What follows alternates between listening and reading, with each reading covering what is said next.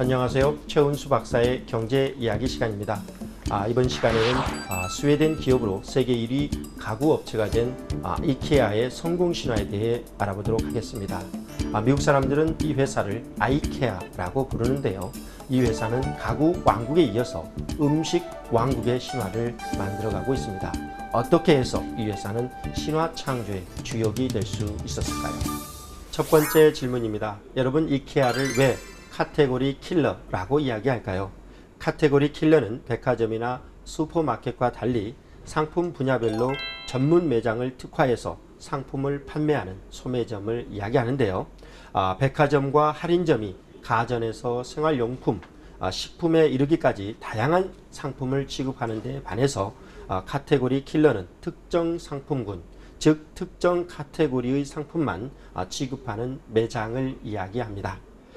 가구 왕국의 신화를 창조한 이케아는 가구와 음식, 즉 라이프 스타일을 하나의 상품 카테고리로 정해서 전 세계 고객을 공략하고 있습니다. 단순히 조립식 가구만을 제조해 파는 것이 아니라 가구와 음식을 팔면서 가정 생활에 필요한, 즉 삶에 필요한 생활 필수품들을 폭넓게 구입할 수 있도록 매장을 꾸며 놓은 것이죠. 따라서 매장도 누구나 편안히 내 집처럼 쉬어갈 수 있도록 체험형 거실과 부엌, 침실을 완벽하게 만들어 혁신적인 매장을 선보이고 있습니다. 그러니까 매장 자체를 혁신적으로 구현했다는 특징이 있는 것이죠. 두 번째 질문입니다. 왜 킬러라는 말이 붙게 됐을까요? 살인자를 뜻하는 킬러가 붙은 이유는 업체들 사이의 경쟁이 매우 치열하다는 뜻에서 붙여진 말입니다. 카테고리 킬러는 1980년대 초 미국에 처음 등장한 소매 형태의 전문 매장을 뜻합니다.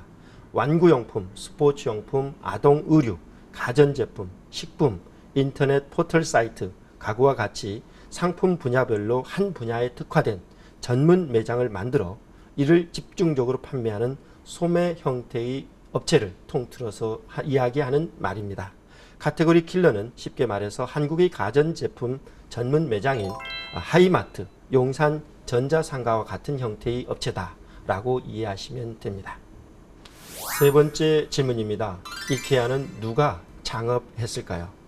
이케아의 창업주는 1926년 스웨덴의 시골 농가에서 태어난 잉바르 캄프라드라는 사람입니다.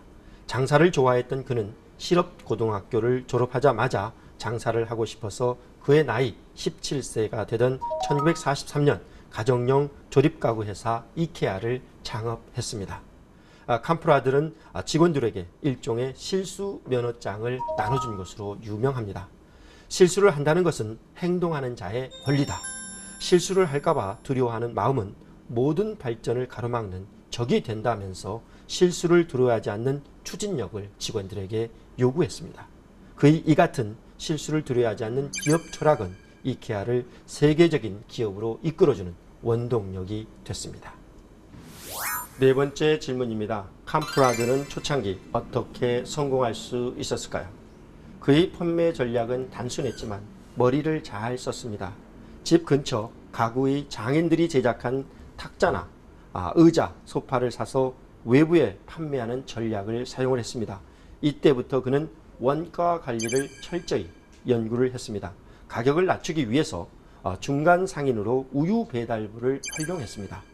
가구 배달을 우유 카트에 담아서 배달하는 방법을 이용했던 것입니다.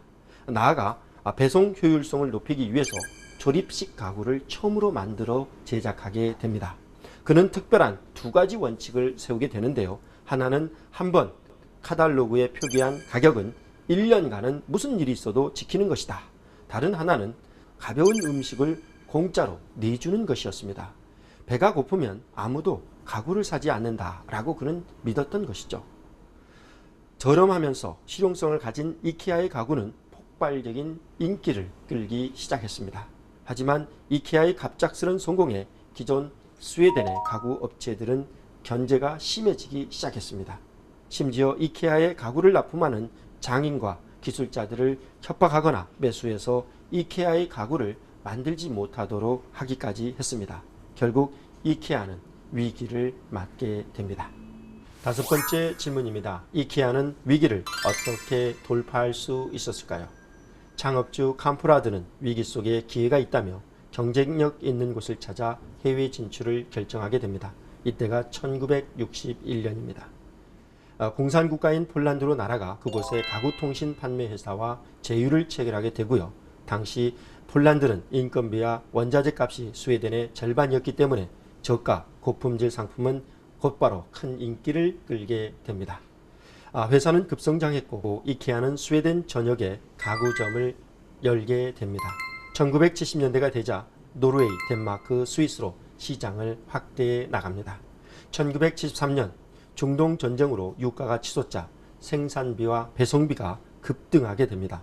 적자폭이 어마어마하게 커졌지만 캄프라드는 끝까지 카탈로그와 전단지에 나온 가구의 가격을 1년 내내 올리지 않습니다. 고객의 신뢰를 주기 위해 한번 정한 원칙을 바꾸지 않았던 것입니다. 대신에 이케아는 매장의 가격표를 세 가지로 분류해서 부착하게 됩니다. 높은 마진이 붙는 초록색 가격표, 마진이 별 볼 일 없는 흰색 가격표, 마진이 없거나 손해를 보게 되는 검은색 가격표로 나눠서 초록색 가격표를 가장 많은 직원에게 인센티브를 제공하게 됩니다. 이를 계기로 이케아는 신용 있는 기업이라는 평판을 얻게 되고 기업은 나날이 성장을 하게 됩니다. 여러분, 이케아의 성공 뒤에는 과감한 아웃소싱과 신뢰 경영, 혁신 경영, 전략 문화가 큰 몫을 했습니다. 이케아는 400km 이내 출장은 비행기를 탈 수 없고 종이 한 장도 양면을 모두 사용해야 합니다. 폐타이어도 직접 재활용해서 사용해야 합니다. 직원들은 양복을 입지 않고 쓰레기의 75%를 재활용하도록 규정하고 있습니다. 이케아는 저가의 재료를 최고의 디자인으로 커버한다는 개념을 실천하고 있는데요. $1000짜리 책상을 만드는 것이 아니라 $50짜리 품질 좋은 책상을 만드는 것이 최고 디자이너가 해야 될 혁신이라고 믿고 있습니다. 훌륭한 디자인과 실용성을 갖춘 다양한 가정용 가구를 모든 사람들이 구매할 수 있도록 저렴한 가격에 공급함으로써 많은 사람들이 매일매일 더 나은 삶을 꾸리도록 도와준다라는 비전과 철학을 초지일관 실천하고 있는 것입니다. 즉, Better Everyday Life라는 기업 비전을 실현시키기 위해서 노력했고 이 같은 철학은 기업을 성공으로 이끌어 줬습니다.